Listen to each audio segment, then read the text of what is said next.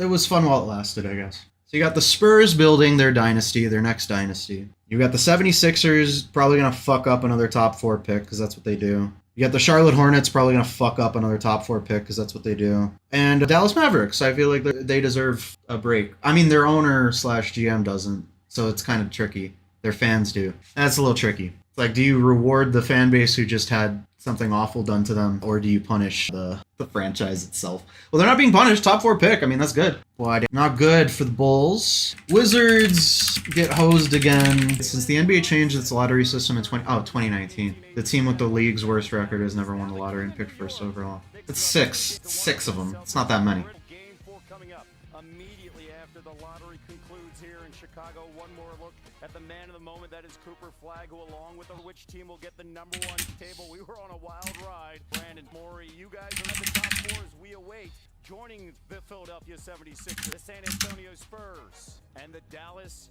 Mavericks. And once again, joining us to announce the order of the top 4 picks is NBA Deputy Commissioner and Chief Operating Officer Mark Tatum. Thanks again, Kevin. The 4th pick, the Charlotte Knicks. The Hornets aren't getting the first pick. Picking 3rd will be the Okay, at least the Sixers don't get Cooper Flagg. It'll be Mavericks get the first pick. Yeah, Mavericks get the first pick. That means that the number 1 pick in the 2025 NBA draft goes to the Dallas Mavericks. In next month's draft. All right, let's break it down. Let's break it down. Let's break it down. Let's break it down. Let's break it down. Let's break it down. Okay, we can talk about it. So, Mavericks fans, yeah, Mavericks fans deserve something good for sure. And, you know, ownership obviously doesn't. I mean, this is like gonna fuel the rumors that the league is rigged. I don't know how you could look at this objectively and be like, oh yeah, I'm sure that was above board and totally normal. Like the worst trade in NBA history, a historically horrible trade, and the NBA here, have another generational player, please. Don't be mad at us. Luka goes to LA, Cooper goes to Dallas. You still have stars in major markets. Bulls, they don't give a fuck about Chicago. If the idea is to rig the NBA for the biggest cities in America and for what will generate the highest revenue on television, they're sure doing a shitty job at making sure Chicago is represented, because we are the 3rd largest market, so New York being 1 and LA being 2. I don't know what you want me to say, you know, like it almost feels deliberate at a certain point, right? You know, you get to a certain point where it stops feeling like they're rigging it, you know, for teams and maybe just rigging it against certain teams. We're obviously having some fun, but it's tough. It's a tough scene out there right now. Yeah, so 12th, there's going to be some decent players available around 12. I've mentioned him before, but Trey Johnson, kid out of Illinois. I'm not even going to try to pronounce his last name, but you know who I'm talking about. He might be there. Derek Queen, maybe. I feel like he probably won't fall that far. And then after like the 12 to 14 range, the quality does kind of drop off quite a bit. But yeah, this was the most likely outcome, right? So can't be too shocked by the most likely outcome. It stinks from just, you know, like fan standpoint of how many times we've been through this now, and it's the same shit. So I don't know what the right answer is in terms of, like, you don't fire AK right now, but like it's not his fault that they didn't get the lottery to go their way. But it also is like, we shouldn't be in this situation to begin with. And I guess that's where the frustration comes in, is that like this shouldn't have been a problem, you know? This shouldn't have been a problem, the way it is at least. Bulls had trade assets, they had decent players. They made really shitty moves with those players. They made really short-sighted moves with their draft picks. And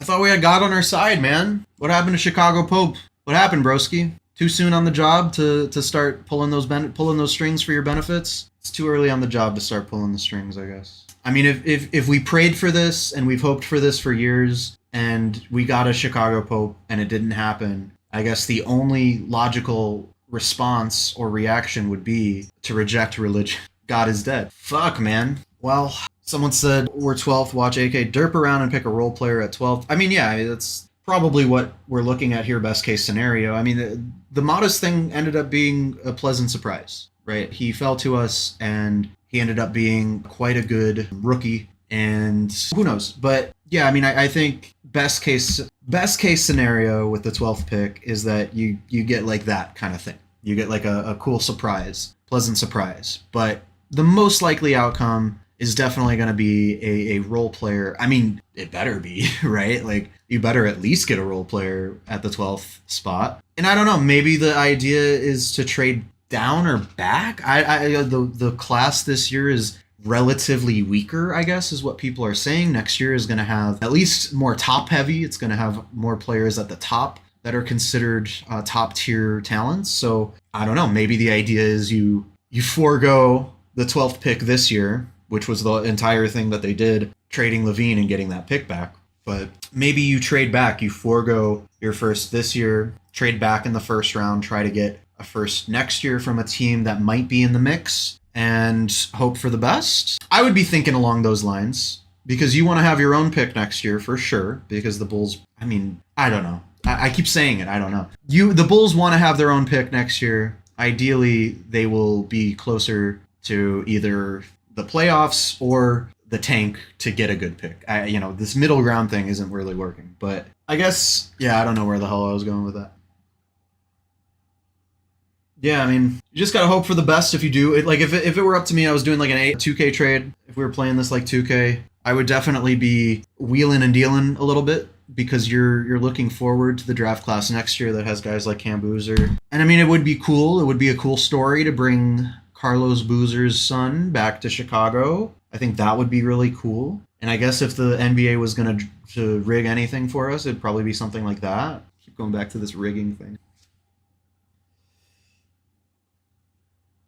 Yeah, I mean, Goro, you said it in chat. I would either trade back or take a big in the first round. I think you stay put until you get to the pick. You see who's available when you get to the pick, and then you start fielding some calls while you're on the clock, depending on who's available. So I think this should be a fluid situation, right? I don't think anyone's mind should be made up right now. Like, we're for sure taking this player, for sure he'll be there. It's not as much of a sure thing. Like last year, I do think, even with the slight change, the slight bump down in draft position, I do think last season you looked ahead and you felt like you're probably going to get a decent player at that position, at that draft position.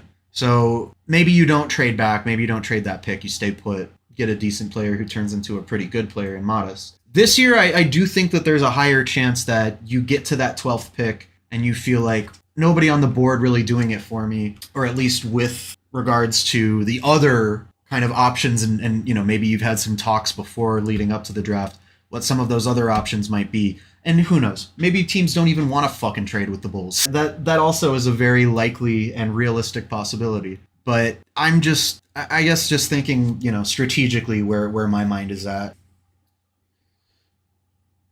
Uthman, why do we even care? Realistically, tanking is never going to make Big Jerry enough cash from meaningless wins at the UC. I'm doing the Doomer act now, but best believe if God gives me Queen to pair with Modest, I'm licking my chops. Like I said, there might be a good player available at 12th. I think it all depends on how the rest of the board shakes out. If Queen is there, for sure, you definitely take a chance on Queen. You take a chance on a few different players, I think, but there's also a good chance that maybe the guys that you wanted all went, top 10 or something like that. And you want to trade out of that spot, I think that's a valid thing to do. But it does come back to the conversation of, like, AK has not been good at getting value or maximizing value for these trades, especially when it comes to acquiring draft picks. It seems like he very much so undervalues acquiring additional draft picks. And I guess I would be hesitant to trust him to pull the trigger on a trade like that. Like, looking back on it, Julian Phillips, Dalen Terry, now Manas Buzelis, like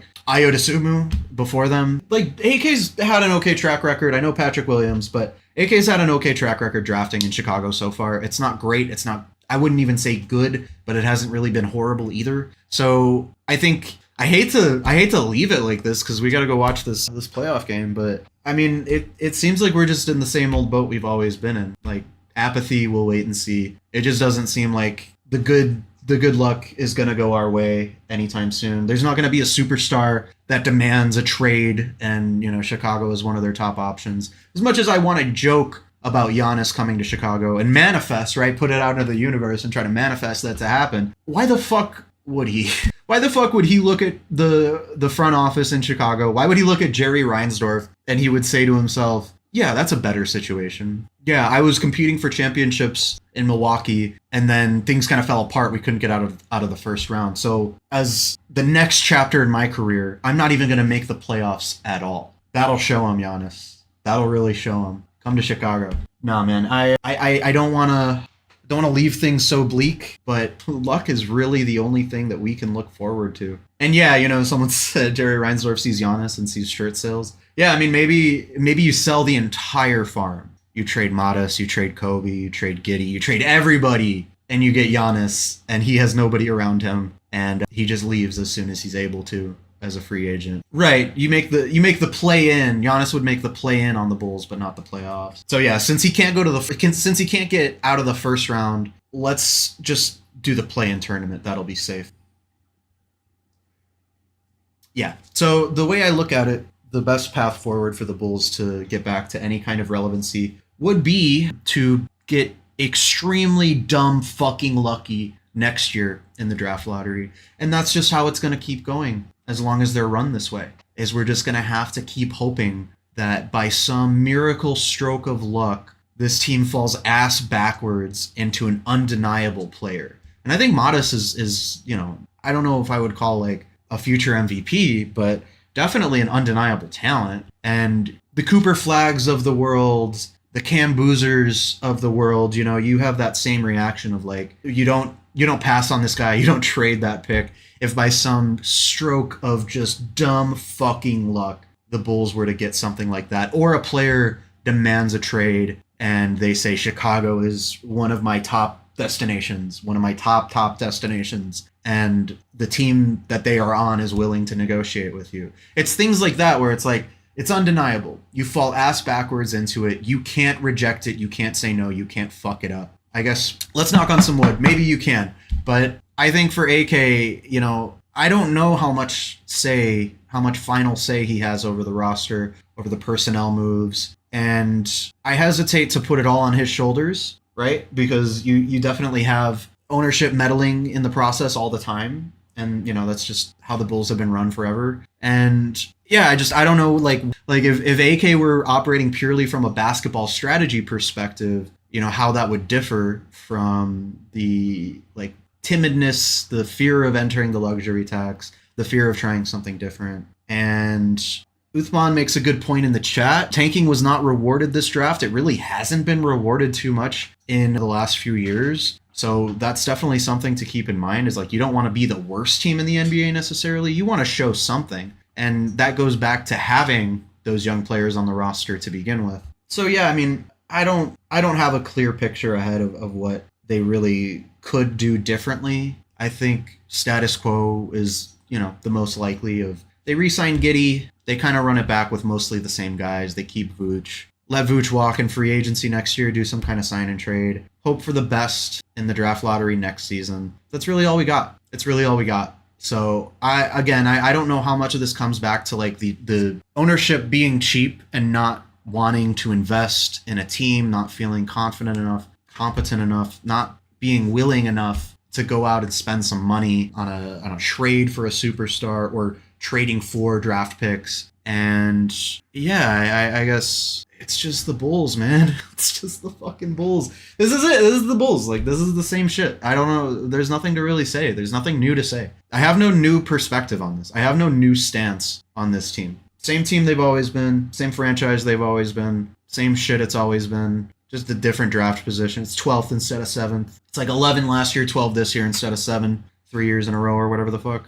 Well, that's my soapbox. We got a Cubs game to watch. We got a playoff basketball game to watch. I'm going to have to chop this shit up into clips. I'm going to have to watch myself talk about this. I'm going to have to watch myself being mad while I'm editing this, and then get mad again remembering how I was mad when I was making this. Goro, yeah, you know what? Let's leave on a positive thought. It's a cool city. They got cool merch. They got a cool brand. I will say the stadium food, the concessions, gotta get the efficiency going. We were supposed to leave this on a positive note. I love living in Chicago. I'm so blessed to be from the Chicago area, to live here, and I wouldn't trade it for anything. Beautiful fucking day today. Wouldn't trade it for anything. And I would trade some things for a better basketball team, but not where I live. So thank you to anyone who stuck around to the end. I know we had some technical difficulties. Got fucking copyright striked. Let's go. Might lose my channel. No. But yeah, thank you guys. I'll see you on the other side.